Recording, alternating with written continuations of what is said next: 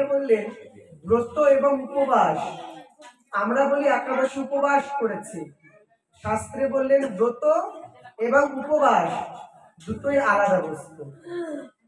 ব্রত মানে ব্রত পালনকারী, যেটুকু ব্রতের মধ্যে আহার যেটুকু করা যাবে, ফল মূল শাকার, অনেকে শ্যামা খায়, সাবু, এগুলো হচ্ছে ব্রত, মানে অল্প নিয়ম বিধি প্রসাদ পেয়ে ভগবানকে ডাকা, সেটা হচ্ছে ব্রত। আর উপবাস সমালোচনা, পরনিন্দা, পরচর্চা ছেড়ে বা সমালোচনা ছেড়ে আহার বর্জন করে প্রভাত থেকে একদম পরের দিন পারণ পর্যন্ত হরিনাম সংকীর্তন ডুবে থাকাটা হচ্ছে উপবাস। কিছু না খেয়ে ভগবানকে ডাকা হচ্ছে উপবাস।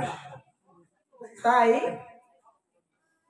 ব্রত এবং উপবাস সম্পূর্ণই আলাদা।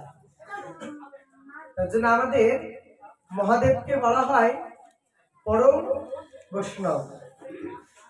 আমাদের মহাদেবকে বলা হয় পরম বৈষ্ণব।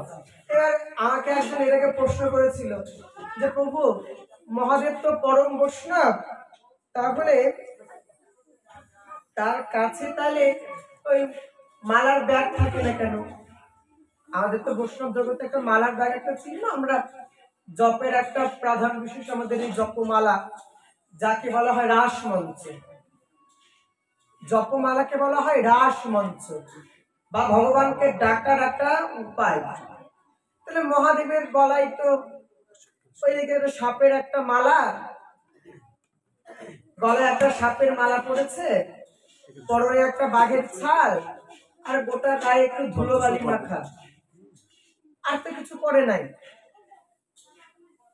তাহলে আমরা মহাদেব তো তাহলে মালা করছে না, তাহলে কি করে